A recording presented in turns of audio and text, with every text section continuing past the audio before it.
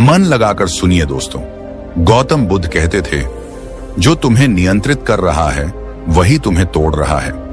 यह वाक्य सुनने में छोटा है, लेकिन इसके भीतर पूरी जिंदगी छिपी है। जरा ठहर कर सोचो, तुम्हें कौन नियंत्रित कर रहा है? कोई इंसान, कोई रिश्ता, या फिर लोगों की बातें?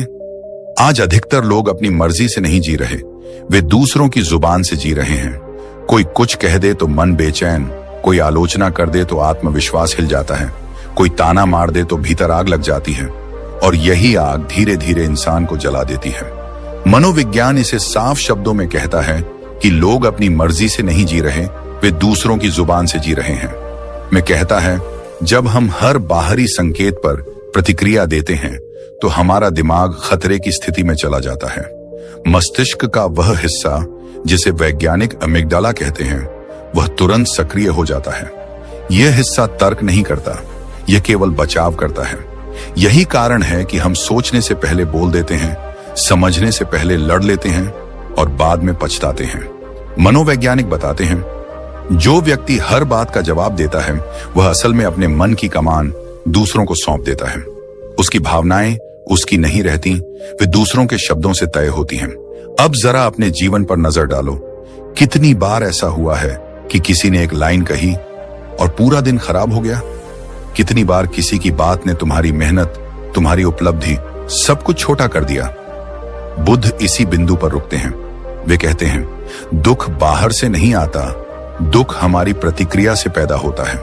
एक बार किसी ने बुद्ध से पूछा, आपको लोग अपमानित करते हैं, आप पर आरोप लगाते हैं, फिर भी आप शांत कैसे रहते हैं? बुद्ध मुस्कुराए और बोले, अगर कोई मुझे कुछ देना चाहे और मैं उसे स्वीकार न करूं तो वह किसका हुआ? यहां बुद्ध केवल दर्शन नहीं दे रहे थे, वे मनोविज्ञान का सबसे गहरा नियम समझा रहे थे। जिस भावना को आप स्वीकार करते हैं वही आपकी बन जाती है, और जिसे आप इग्नोर करते हैं वह वहीं समाप्त हो जाती है। आधुनिक मनोविज्ञान भी यही कहता है। डॉ अल्बर्ट एलिस, जिन्होंने रैशनल इमोटिव बिहेवियर थेरेपी विकसित की, वे कहते थे, लोग परेशान घटनाओं से नहीं होते, वे उन घटनाओं के बारे में अपनी सोच से परेशान होते हैं।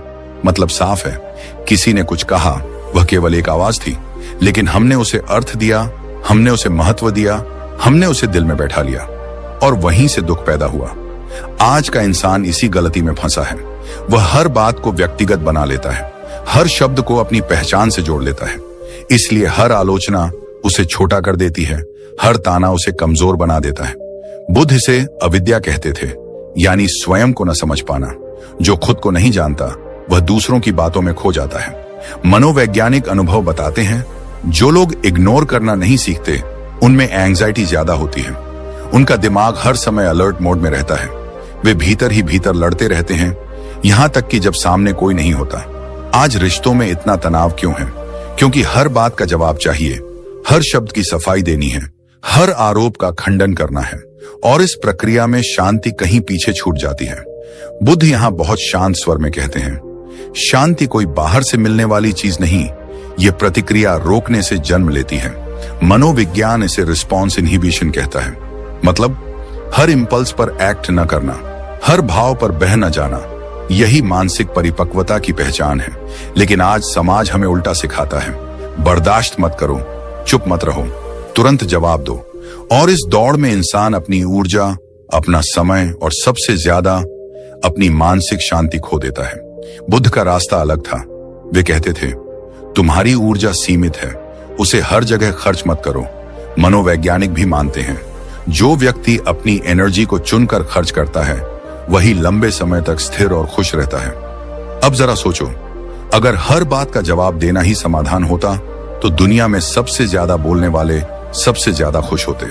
लेकिन ऐसा है नहीं। अक्सर सबसे शांत व्यक्ति सबसे गहरी समझ रखता है, और सबसे ज्यादा बोलने वाला अंदर से सबसे ज्यादा अशांत होता है। बुद्ध का यही ज्ञान आज भी उतना ही प्रासंगिक है। आज भी लोग दुखी हैं क्योंकि वे इग्नोर नहीं कर पाते। वे लोगों की बातों को अपने मन का मालिक बना लेते हैं। यहां से एक सवाल उठता है, क्या हर बात का जवाब देना सच में जरूरी है, या फिर कुछ बातों को अनसुना कर देना ही सबसे बुद्धिमानी भरा कदम है? मनोविज्ञान कहता है, जो व्यक्ति यह चुन लेता है कि उसे किस पर प्रतिक्रिया देनी है, और किस पर नहीं, वह अपने मन का राजा बन जाता है। और बुद्ध कहते हैं, राजा वही है जिसे कोई नियंत्रित न कर सके। यहीं से हमारी यात्रा आगे बढ़ेगी, क्योंकि अभी हमने केवल दुख की जड़ को छुआ है। आगे हम देखेंगे लोगों की बातें क्यों जहर बन जाती हैं और उन्हें इग्नोर करना कैसे जीवन का सबसे बड़ा वरदान बन सकता है। और यहीं से बात और गहरी हो जाती है। अब तक हमने यह समझा कि दुख बाहर से नहीं आता, दुख हमारी प्रतिक्रिया से जन्म लेता है। अब सवाल यह नहीं है कि लोग क्या कहते हैं, सवाल यह है कि हम हर बात पर प्रतिक्रिया क्यों देते हैं। मनुष्य की सबसे बड़ी भूल यही है कि वह प्रतिक्रिया को अपनी ताकत समझ बैठता है। उसे लगता है अगर मैंने जवाब नहीं दिया तो मैं हार गया, अगर मैंने चुप्पी रखी तो लोग मुझे कमजोर समझेंगे। लेकिन मनोविज्ञान और बुद्ध का ज्ञान दोनों एक साथ खड़े होकर कहते हैं हर प्रतिक्रिया ताकत नहीं होती, कई बार वही सबसे बड़ी कमजोरी बन जाती है। जब कोई तुम्हें उकसाता है, जब कोई ताना मारता है, जब कोई तुम्हें नीचा दिखाने की कोशिश करता है, उस पल तुम्हारे भीतर एक हलचल पैदा होती है। सीने में गर्मी, दिमाग में शब्दों की भीड़ और दिल में एक बेचैनी। अभी जवाब देना है। मनोवैज्ञानिक इसे ट्रिगर कहते हैं। ट्रिगर यानी वह बिंदु जहां किसी बाहरी घटना ने तुम्हारे भीतर कुछ छेड़ दिया। लेकिन असली खेल ट्रिगर के बाद शुरू होता है। अगर तुम तुरंत प्रतिक्रिया देते हो तो तुम अपने दिमाग के उस हिस्से से काम कर रहे हो जो डर और गुस्से से चलता है। यह हिस्सा सोचता नहीं, बस बचाव करता है, और यही गलती होती है। आधुनिक न्यूरोसाइंस बताता है कि जब इंसान भावनाओं में प्रतिक्रिया देता है तो उसका प्रीफ्रंटल कॉर्टेक्स यानी सोचने, समझने और निर्णय लेने वाला हिस्सा कुछ समय के लिए बंद हो जाता है। उस समय इंसान जो भी कहता है, जो भी करता है, वह अक्सर बाद में पछतावे में बदल जाता है। इसीलिए मनोविज्ञान का एक सीधा नियम है, जो ज्यादा रिएक्ट करता है वही ज्यादा कंट्रोल होता है। अब इसे अपने जीवन से जोड़कर देखो। ऑफिस में किसी ने तुम्हारी मेहनत पर सवाल उठा दिया, एक लाइन कही, बस एक लाइन, लेकिन उस एक लाइन ने तुम्हारा पूरा दिन खराब कर दिया। मीटिंग के बाद भी वही बात दिमाग में घूमती रही। घर आए लेकिन मन वहीं अटका रहा। नींद आई नहीं और सुबह उठते ही वही बोझ फिर से। असल में उस व्यक्ति ने तुम्हें नुकसान नहीं पहुंचाया, नुकसान तुम्हारी प्रतिक्रिया ने किया। मनोवैज्ञानिक बताते हैं जो लोग तुरंत रिएक्ट करते हैं उनका दिमाग बाहरी नियंत्रण में चला जाता है। वे खुद नहीं तय करते कि उन्हें कैसा महसूस करना है, दूसरे लोग तय करते हैं। अब बुद्ध की ओर देखो। जब उन पर आरोप लगे, जब उनका मजाक उड़ाया गया, जब उन्हें नीचा दिखाने की कोशिश हुई, वे चुप रहे। यह चुप्पी डर नहीं थी, यह चुप्पी पलायन नहीं थी, यह चुप्पी चेतना थी। बुद्ध कहते थे जिसने अपने मन को देख लिया उसे किसी उत्तर की आवश्यकता नहीं रहती। मनोविज्ञान भी यही कहता है, जिस व्यक्ति ने अपने अंदर की प्रक्रिया को समझ लिया वह बाहरी उत्तेजनाओं का गुलाम नहीं बनता। अब परिवार का उदाहरण लो। घर में कोई ताना मार देता है, कभी उम्र को लेकर, कभी कमाई को लेकर, कभी तुलना करके, और हम सोचते हैं ये कैसे कह सकता है। हम जवाब देते हैं, बहस बढ़ती है, आवाज ऊंची होती है और अंत में रिश्ता भारी हो जाता है। मनोवैज्ञानिक अनुभव बताते हैं परिवार में सबसे ज्यादा नुकसान तुरंत दी गई प्रतिक्रियाओं से होता है, क्योंकि वहां शब्दों के साथ भावनाएं जुड़ी होती हैं, और जब भावनाएं टकराती हैं तो घाव गहरे होते हैं। बुद्ध यहां कहते हैं जहां भावनाएं तेज हों वहां मौन सबसे बड़ा कवच होता है। अब सोचो, अगर उस पल तुम चुप रह जाते, अगर तुम प्रतिक्रिया रोक लेते, तो क्या सच में तुम्हारी हार होती, या तुम उस झगड़े से बच जाते जो सालों तक मन में चुभता रहता। मनोविज्ञान का एक और नियम है जिसे डिले प्रिंसिपल कहा जाता है। यह कहता है अगर तुम किसी भी भावनात्मक स्थिति में 10 से 30 सेकंड रुक जाओ तो प्रतिक्रिया की तीव्रता अपने आप कम हो जाती है, और वही रुकना आगे चलकर इग्नोर की शक्ति बन जाता है। अब सार्वजनिक अपमान को देखो। किसी ने भीड़ में कुछ कह दिया, तुम्हें लगा सब देख रहे हैं, तुम्हारा चेहरा गर्म हो गया और तुमने पलटकर जवाब दे दिया। उस पल तुम्हें लगा मैंने सही किया, लेकिन बाद में वही दृश्य बार बार दिमाग में चला। मुझे ऐसा नहीं कहना चाहिए था, मैंने अपनी छवि खराब कर ली। मनोविज्ञान कहता है पब्लिक एम्बैरेसमेंट में प्रतिक्रिया देने से शर्म कम नहीं होती, वह और गहरी हो जाती है। और बुद्ध कहते हैं जो तुम्हें अपमानित करना चाहता है वह तुम्हारी प्रतिक्रिया से ताकत पाता है। यहीं से दूसरा सिद्धांत जन्म लेता है, इग्नोर करना पलायन नहीं, शक्ति है। हम इग्नोर शब्द को गलत समझ लेते हैं। हमें लगता है इग्नोर मतलब डर जाना या खुद को छोटा मान लेना, लेकिन सच इसके उलट है। इग्नोर का मतलब है अपने आत्म सम्मान की रक्षा करना, अपनी ऊर्जा को सही जगह बचाना। मनोवैज्ञानिक इसे इमोशनल बाउंड्री कहते हैं। मतलब हर भावना को अंदर आने की अनुमति मत दो, हर शब्द को दिल तक पहुंचने मत दो। जब तुम इग्नोर करते हो तो बाहर क्या होता है? सामने वाला उलझन में पड़ जाता है, उसे प्रतिक्रिया नहीं मिलती तो उसकी उत्तेजना खत्म होने लगती है। और अंदर क्या होता है? तुम्हारा दिमाग शांत रहता है, तुम्हारी ऊर्जा बचती है, और सबसे बड़ी बात, तुम अपने मन के मालिक बने रहते हो। बुद्ध का मौन इसी का उदाहरण है। वह मौन कमजोरी नहीं था, वह सर्वोच्च चेतना थी। आधुनिक वैज्ञानिक जैसे डैनियल गोलमैन, जिन्होंने इमोशनल इंटेलिजेंस पर काम किया, वे कहते हैं सबसे शक्तिशाली व्यक्ति वह है जो अपनी भावनाओं को नियंत्रित कर सकता है। और बुद्ध हजारों साल पहले यही कह चुके थे, जिसने अपने मन को जीत लिया वह दुनिया से हारता नहीं। इग्नोर करना मतलब यह नहीं कि तुम अन्याय सहो। अभी हम केवल उस स्थिति की बात कर रहे हैं जहां प्रतिक्रिया केवल तुम्हें ही नुकसान पहुंचाती है, जहां बोलना तुम्हें हल्का नहीं और भारी बना देता है। जब तुम इग्नोर करना सीखते हो तो तुम्हारा व्यक्तित्व बदलने लगता है। लोग तुम्हें उकसाने से पहले सोचते हैं, क्योंकि उन्हें पता है यह व्यक्ति प्रतिक्रिया का गुलाम नहीं है। और यहीं से कथा एक ऐसे मोड़ पर पहुंचती है जहां साधारण समझ टूटने लगती है और बुद्ध की गहराई धीरे धीरे हमारे भीतर उतरती है। जब बुद्ध ज्ञान के मार्ग पर आगे बढ़ रहे थे, तब वे केवल सम्मान नहीं पा रहे थे, उनके हिस्से में अपमान भी आया, उपहास भी आया, और ऐसे शब्द भी आए जो किसी भी सामान्य इंसान को भीतर तक हिला देते। लोग उन्हें पागल कहते थे, कोई उन्हें भ्रमित मानता था, कोई उनकी शिक्षाओं को चुनौती देता था। कई बार जानबूझकर उन्हें नीचा दिखाने की कोशिश की गई, ताकि वे प्रतिक्रिया दें, ताकि वे क्रोधित हों, ताकि वे वही बन जाएं जो सामने वाला चाहता था। लेकिन बुद्ध हर बार चुप रहे। यह चुप्पी कोई साधारण चुप्पी नहीं थी, यह वह मौन था जो भीतर से उपजा था, डर से नहीं। और यही वह बिंदु है जहां अधिकतर लोग भ्रमित हो जाते हैं। उन्हें लगता है जो चुप है वह हार गया, जो जवाब नहीं देता वह कमजोर है। लेकिन बुद्ध की चुप्पी इस सोच को तोड़ देती है। एक घटना बहुत प्रसिद्ध है। एक व्यक्ति बुद्ध के पास आया और उसने बिना रुके उन्हें अपशब्द कहे, गालियां दी, ताने मारे, उनकी शिक्षाओं का मजाक उड़ाया। आसपास लोग खड़े थे, सबको इंतजार था कि अब बुद्ध क्या कहेंगे। लेकिन बुद्ध शांत बैठे रहे, न चेहरे पर क्रोध, न आंखों में अपमान, न होठों पर कोई शब्द। कुछ देर बाद वह व्यक्ति थक गया, उसके शब्द खत्म हो गए, और जब उसने देखा कि सामने से कोई प्रतिक्रिया नहीं मिली तो वह स्वयं असहज हो गया। तब बुद्ध ने धीरे से पूछा, बहुत शांत स्वर में, यदि कोई तुम्हें कोई उपहार देना चाहे और तुम उसे स्वीकार न करो तो वह उपहार किसका रह जाता है? वह व्यक्ति चुप हो गया। बुद्ध ने कहा, तुम्हारे शब्द भी ऐसे ही हैं, मैंने उन्हें स्वीकार नहीं किया, इसलिए वे तुम्हारे ही हैं। यह कोई कहानी नहीं है, ये मानव मन की सबसे गहरी समझ है। और मनोविज्ञान आज जिस निष्कर्ष पर पहुंचा है, बुद्ध उसे हजारों साल पहले जी चुके थे। मनोवैज्ञानिक कहते हैं, अपमान तब तक चोट नहीं पहुंचाता जब तक हम उसे पहचान का हिस्सा नहीं बना लेते। जैसे ही हम किसी के शब्दों को अपने मूल्य से जोड़ लेते हैं, वे हमें तोड़ने लगते हैं। लेकिन अगर शब्दों को बाहर ही रहने दिया जाए तो वे केवल हवा में घुल जाते हैं। बुद्ध ने यही किया, उन्होंने शब्दों को भीतर प्रवेश ही नहीं करने दिया। अब जरा आधुनिक मनोविज्ञान की भाषा में इसे समझो। जब कोई तुम्हारा अपमान करता है तो उसका असली उद्देश्य तुम्हें सूचना देना नहीं होता, उसका उद्देश्य तुम्हारी भावनाओं को नियंत्रित करना होता है। वह चाहता है कि तुम क्रोधित हो, कि तुम शर्मिंदा हो, कि तुम असंतुलित हो। यह एक तरह का भावनात्मक नियंत्रण है।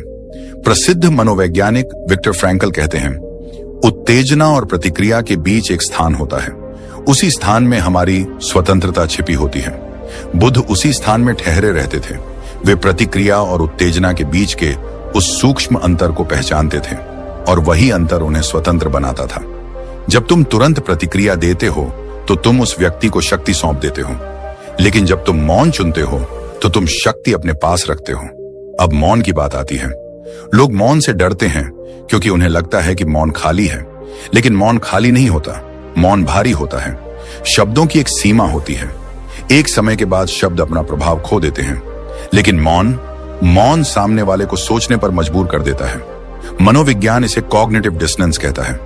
जब किसी व्यक्ति को अपेक्षित प्रतिक्रिया नहीं मिलती तो उसका दिमाग असंतुलित हो जाता है। वह सोचता है, ये चुप क्यों है? इसे फर्क क्यों नहीं पड़ा? क्या मेरी बात बेअसर हो गई?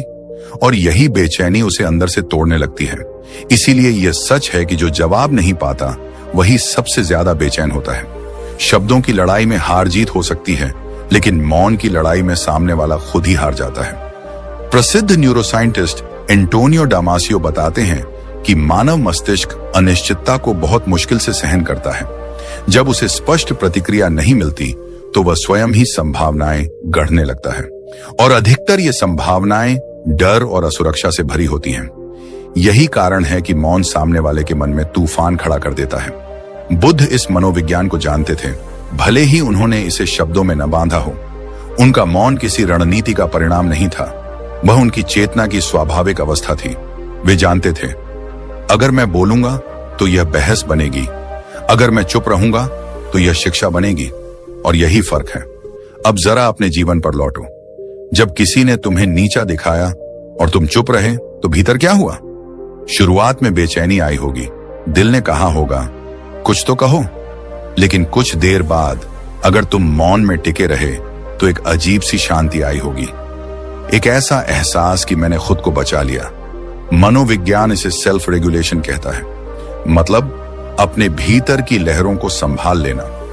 जो व्यक्ति यह सीख लेता है वह बाहरी दुनिया में भी स्थिर रहता है।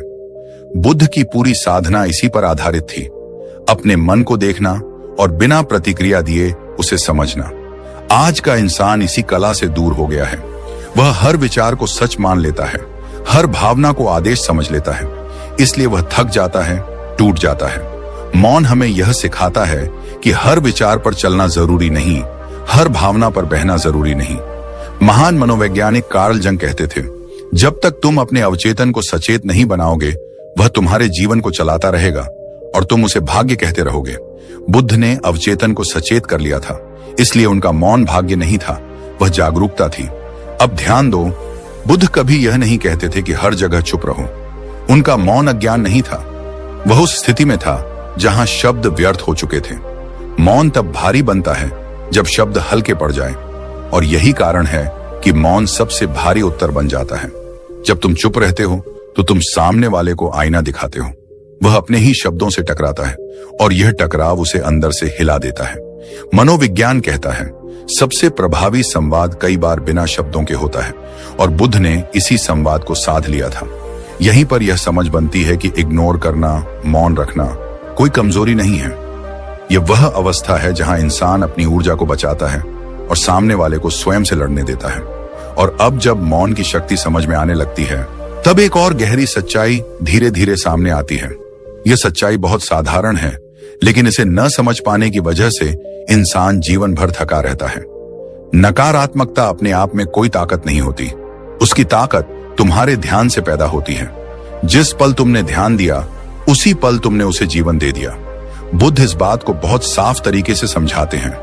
वे कहते थे कि जैसे आग को लकड़ी चाहिए, वैसे ही नकारात्मकता को ध्यान चाहिए। आग बिना ईंधन के बुझ जाती है और नकारात्मकता बिना ध्यान के मर जाती है। लेकिन हम क्या करते हैं? हम हर उकसावे को लकड़ी की तरह उठाकर आग में डाल देते हैं। कोई हमें चिढ़ाता है, हम प्रतिक्रिया देते हैं। कोई जलन से कुछ कहता है, हम सफाई देने लगते हैं। कोई नीचा दिखाता है, हम खुद को साबित करने में लग जाते हैं। और इस पूरी प्रक्रिया में नकारात्मकता और मजबूत होती जाती है। मनोविज्ञान इस बात को बहुत गहराई से देखता है। मनोवैज्ञानिक कहते हैं कि ज्यादातर लोग आपको इसलिए प्रोवोक नहीं करते क्योंकि वे सच्चाई बताना चाहते हैं, बल्कि इसलिए करते हैं क्योंकि वे आपके भीतर की शांति को हिला देना चाहते हैं। उन्हें आपकी प्रतिक्रिया चाहिए। प्रतिक्रिया उनके लिए एक तरह का इनाम होती है। जैसे ही आप रिएक्ट करते हैं, उनके मन को यह संतोष मिलता है कि मैं असर डाल पाया। यही कारण है कि कुछ लोग आपकी चुप्पी से नहीं, बल्कि आपकी शांति से जलते हैं। उन्हें यह सहन नहीं होता कि आप बिना हिले डुले अपने जीवन में आगे बढ़ रहे हैं। प्रसिद्ध मनोवैज्ञानिक B.F. स्किनर ने व्यवहार विज्ञान में बताया था कि कोई भी व्यवहार तब तक दोहराया जाता है जब तक उसे रीइंफोर्समेंट मिलता है। सरल शब्दों में कहें तो जिसे प्रतिक्रिया मिलती है वही व्यवहार बार बार आता है। अगर कोई व्यक्ति आपको ताने मारता है और आप हर बार जवाब देते हैं तो वह ताने और बढ़ाएगा। अगर कोई ऑनलाइन आपको ट्रोल करता है और आप उसे महत्व देते हैं तो वह और ज्यादा उग्र होगा, लेकिन जिस दिन उसे प्रतिक्रिया मिलनी बंद हो जाती है उसी दिन उसका व्यवहार कमजोर पड़ने लगता है। बुद्ध ने यह बात बहुत पहले समझ ली थी। वे जानते थे कि हर उकसावे का उत्तर देना सामने वाले को शक्ति देना है।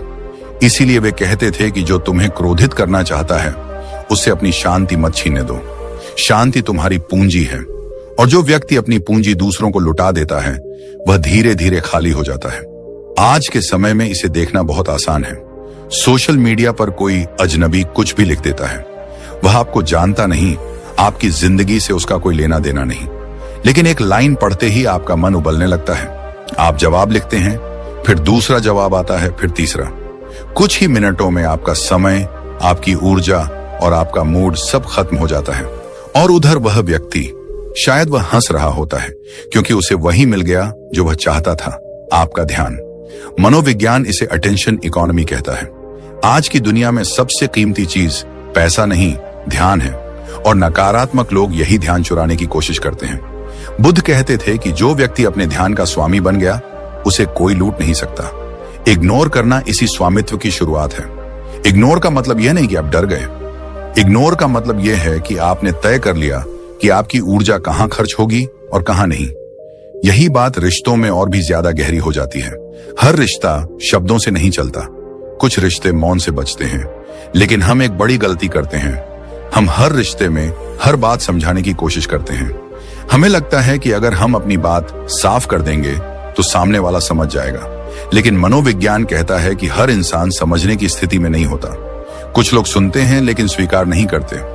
कुछ लोग समझते हैं लेकिन बदलना नहीं चाहते। बुद्ध कहते थे कि जहां समझ की भूमि नहीं होती वहां बीज बोने से कुछ नहीं उगता। ऐसे में बार बार समझाना केवल खुद को थकाना है। परिवार में यह बहुत आम है। किसी अपने से अपेक्षा होती है कि वह हमें समझे, लेकिन जब वही व्यक्ति बार बार वही चोट देता है, वही ताना मारता है, वही तुलना करता है, तब हर बार प्रतिक्रिया देना रिश्ते को नहीं बचाता, बल्कि धीरे धीरे उसे जहरीला बना देता है।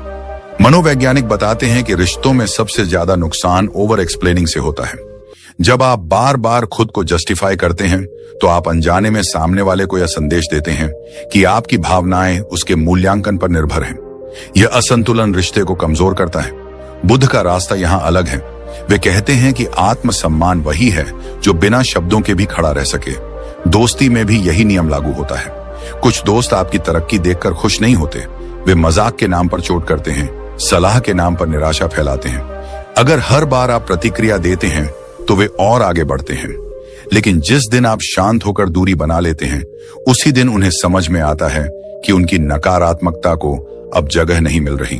और रिश्तों में सबसे गहरा घाव तब लगता है जब विश्वास टूटता है।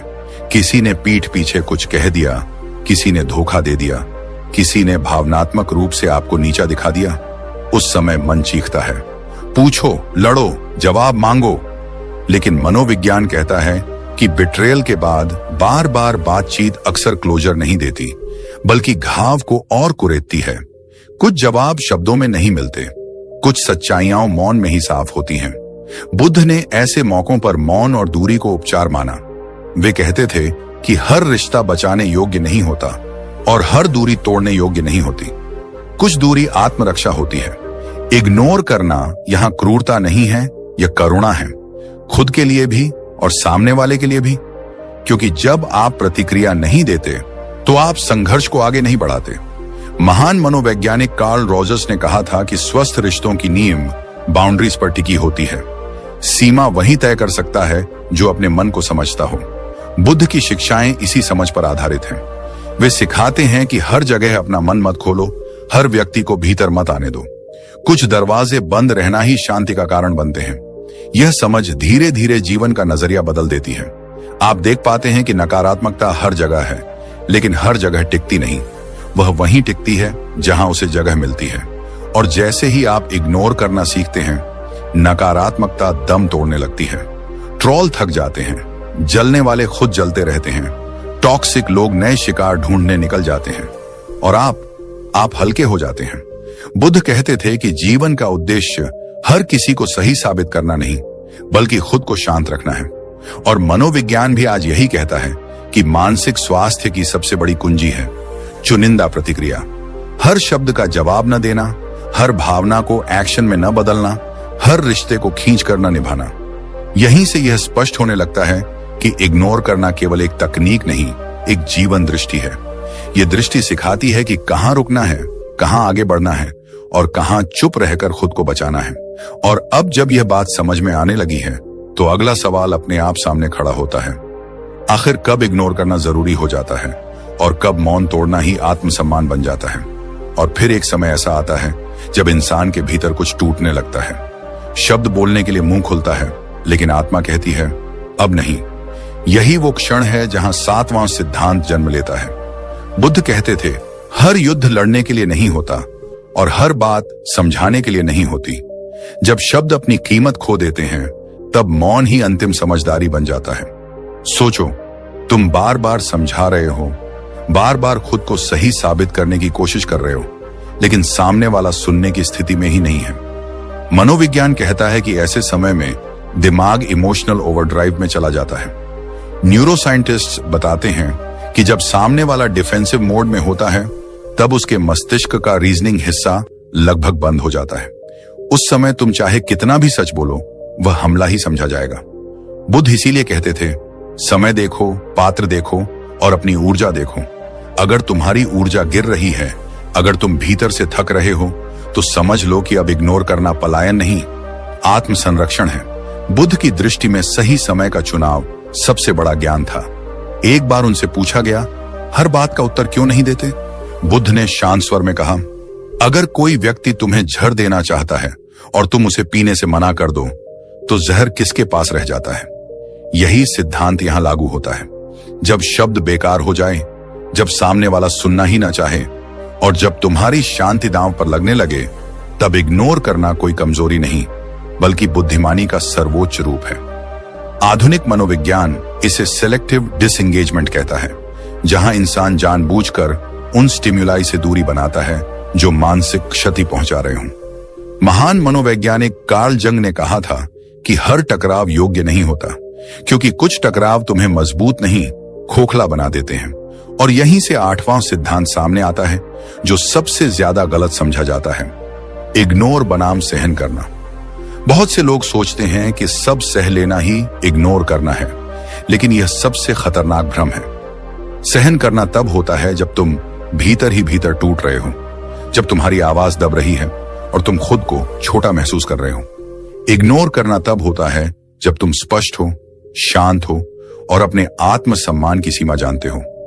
मनोविज्ञान बताता है कि सप्रेस्ड इमोशंस एक दिन विस्फोट बन जाते हैं। सिगमंड फ्रायड ने कहा था कि दबाई गई भावनाएं मरती नहीं, वे और खतरनाक रूप में लौटती हैं। इसलिए बुद्ध का मौन कभी दबाव नहीं था, वह चेतना से भरा हुआ मौन था। वह मौन जिसमें आत्मसम्मान था, स्पष्टता थी और भीतर कोई कड़वाहट नहीं थी। बुद्ध ने कभी अन्याय को सही नहीं कहा, लेकिन उन्होंने यह जरूर सिखाया कि हर अन्याय पर प्रतिक्रिया देना जरूरी नहीं। सेल्फ रिस्पेक्ट की एक सीमा होती है। जब कोई सीमा लांघे तब स्पष्ट शब्द जरूरी होते हैं, लेकिन जब वही बात बार बार दोहराई जा रही हो, जब सामने वाला केवल तुम्हारी प्रतिक्रिया चाहता हो, तब मौन ही सबसे भारी उत्तर बन जाता है। यही अंतर दर्शक को समझना सबसे जरूरी है। इग्नोर का मतलब चुप रहकर सब सह लेना नहीं, बल्कि चुप रहकर खुद को बचा लेना है। मनोवैज्ञानिक शोध बताते हैं कि जो लोग अपनी सीमाएं जानते हैं, वे ज्यादा मेंटली स्टेबल होते हैं। वे हर चीज को दिल पर नहीं लेते और न ही हर बात पर खुद को साबित करने में ऊर्जा बर्बाद करते हैं। बुद्ध का ज्ञान यही कहता है, तुम्हारी शांति तुम्हारी जिम्मेदारी है। दुनिया उकसाएगी, लोग प्रोवोक करेंगे, रिश्ते परीक्षा लेंगे, लेकिन हर जगह खुद को खो देना कोई समझदारी नहीं। यहीं इस पूरे विषय का सार छुपा है। इग्नोर करना एक कला है, जिसे सीख लिया तो जीवन हल्का हो जाता है। यह कला सिखाती है कि कब बोलना है और कब मौन धारण करना है, कब खड़े रहना है और कब पीछे हटना ही जीत है। बुद्ध ने जीवन भर यही सिखाया। जो खुद को जान लेता है, वही दुनिया के शोर से आजाद हो जाता है।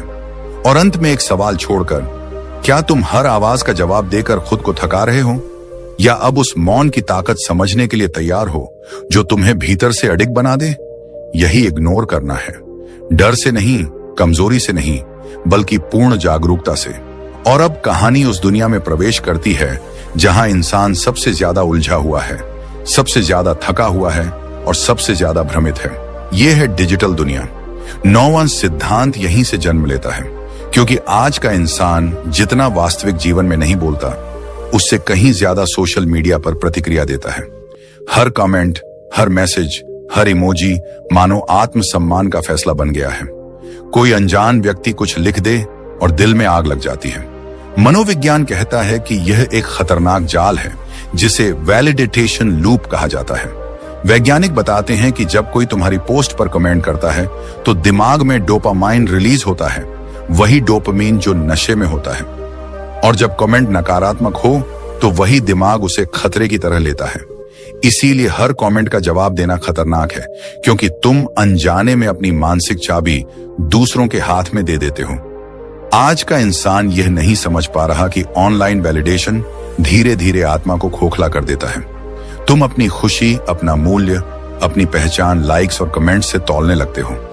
महान मनोवैज्ञानिक अब्राहम मैस्लो ने कहा था कि जब इंसान की सेल्फ वर्थ बाहर से तय होने लगे, तब उसका आंतरिक संतुलन टूटने लगता है। बुद्ध ने सदियों पहले ही इस खतरे को पहचान लिया था। उन्होंने कहा था, जो बाहर से मान चाहता है वह भीतर से खाली होता है। डिजिटल दुनिया में इग्नोर करना इसीलिए मानसिक सुरक्षा बन जाता है। हर ट्रोल को जवाब देना, हर नकारात्मक टिप्पणी पर सफाई देना तुम्हें सही नहीं बनाता, बल्कि तुम्हें थका देता है। सोचो, एक व्यक्ति तुम्हें ऑनलाइन नीचा दिखाने की कोशिश करता है। वह तुम्हें जानता भी नहीं, तुम्हारे संघर्ष नहीं जानता, तुम्हारी यात्रा नहीं जानता, फिर भी उसका एक वाक्य तुम्हारी रातों की नींद छीन लेता है। मनोविज्ञान इसे स्ट्रेंजर एंजाइटी कहता है, जहां अनजान लोगों की राय भी दिमाग पर असर करने लगती है। बुद्ध का ज्ञान यहां बिल्कुल स्पष्ट है, जिसे तुम जानते नहीं उसकी राय को अपने मन में जगह मत दो। इग्नोर करना यहां डर नहीं, बल्कि समझदारी है। आज के महान न्यूरोसाइंटिस्ट्स भी कहते हैं कि डिजिटल डिटॉक्स और सेलेक्टिव इग्नोरिंग दिमाग को दोबारा संतुलन में लाने के लिए जरूरी है। और फिर अंत आता है उस अंतिम सूत्र का, 10वां सिद्धांत। यह सिद्धांत कोई नियम नहीं, कोई तकनीक नहीं, बल्कि जीवन का निचोड़ है। बुद्ध का वह वाक्य जो हर युग में उतना ही सच्चा है, जो तुम्हारी शांति छीन ले उसे अपनी प्रतिक्रिया मत दो। यह वाक्य सुनने में सरल है, लेकिन इसे जीना सबसे कठिन है, क्योंकि इंसान का ईगो उसे बार बार उकसाता है। जवाब दो, साबित करो, दिखाओ। लेकिन बुद्ध कहते हैं, जिसे तुम जवाब देते हो उसे तुम महत्व दे देते हो, और जिसे महत्व दे दिया वह तुम्हारे मन पर अधिकार कर लेता है। मनोविज्ञान कहता है कि शांति कोई पैसिव अवस्था नहीं है, यह एक्टिव चॉइस है। महान मनोवैज्ञानिक विक्टर फ्रैंकल ने कहा था कि स्टिमुलस और रिस्पॉन्स के बीच एक स्पेस होती है, और उसी स्पेस में हमारी आजादी छुपी होती है। बुद्ध उसी स्पेस की बात करते थे। जब कोई तुम्हें अपमानित करे, उकसाए, नीचा दिखाए, तब वही एक पल तुम्हारी परीक्षा होती है। अगर तुम प्रतिक्रिया दे देते हो तो तुम हार जाते हो, अगर तुम उस स्पेस को पकड़ लेते हो तो तुम मुक्त हो जाते हो। बुद्ध का अंतिम ज्ञान यही था कि दुनिया तुम्हें नियंत्रित नहीं करती जब तक तुम उसे अनुमति न दो। लोग बोलेंगे, लोग उकसाएंगे, लोग तुम्हारी शांति छीनने की कोशिश करेंगे, लेकिन हर बार जवाब देना जरूरी नहीं। कभी कभी सबसे बड़ा उत्तर मौन होता है। सबसे गहरी जीत इग्नोर करना होती है।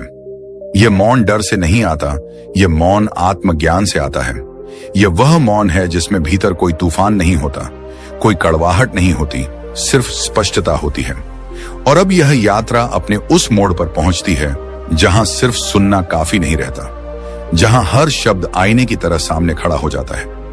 यहां कोई उपदेश नहीं है, कोई आदेश नहीं है, बस एक सच्चाई है। जो इग्नोर करना सीख गया वही बच गया, और जो हर बात पर बोला, हर ताने का जवाब दिया, हर उकसावे में कूद पड़ा, वही धीरे धीरे भीतर से टूट गया। यह कोई दर्शन की बात नहीं है, यह रोजमर्रा के जीवन का कड़वा सच है। मनोविज्ञान कहता है कि इंसान की ऊर्जा सीमित होती है। जब वह हर जगह, हर इंसान, हर टिप्पणी पर खर्च हो जाती है तो उसके पास खुद के लिए कुछ नहीं बचता। महान मनोवैज्ञानिक विलियम जेम्स ने कहा था कि ध्यान जहां जाता है ऊर्जा वहीं बहती है। बुद्ध भी यही कहते थे, बस शब्द अलग थे। जिसे तुम महत्व देते हो वही तुम्हें बांध लेता है। जरा अपने जीवन पर नजर डालो, कितनी बार ऐसा हुआ है कि किसी एक व्यक्ति की कही बात ने तुम्हारे पूरे दिन का रंग बदल दिया? कितनी बार ऐसा हुआ है कि एक बेवजह की आलोचना तुम्हारे मन में घंटों घूमती रही? मनोविज्ञान इसे रूमिनेशन कहता है, यानी एक ही बात को बार बार चबाते रहना। वैज्ञानिक कहते हैं कि यही आदत एंजाइटी, स्ट्रेस और डिप्रेशन की जड़ बनती है। बुद्ध ने इसे बहुत सरल भाषा में समझाया था। जिस बात को जाने देना चाहिए उसे पकड़कर रखना ही दुख है। जो इग्नोर करना सीख गया उसने दुख का दरवाजा बंद कर दिया। जो हर बात पर बोला उसने उस दरवाजे को खुला ही छोड़ दिया। यहां आत्मचिंतन शुरू होता है। कोई तुम्हें जवाब देने से नहीं रोक रहा, कोई तुम्हें बोलने से मना नहीं कर रहा। सवाल बस इतना है, क्या हर जगह बोलना जरूरी है? क्या हर युद्ध लड़ना बुद्धिमानी है? बुद्ध कहा करते थे कि समझदार व्यक्ति अपनी लड़ाइयां चुनता है, मौन उसकी ढाल होता है और इग्नोर करना उसकी तलवार। मनोविज्ञान भी यही कहता है कि इमोशनल मैच्योरिटी वही है जहां इंसान हर स्टिमुलस पर प्रतिक्रिया नहीं देता, बल्कि चुनता है कि कहां रुकना है, कहां आगे बढ़ना है।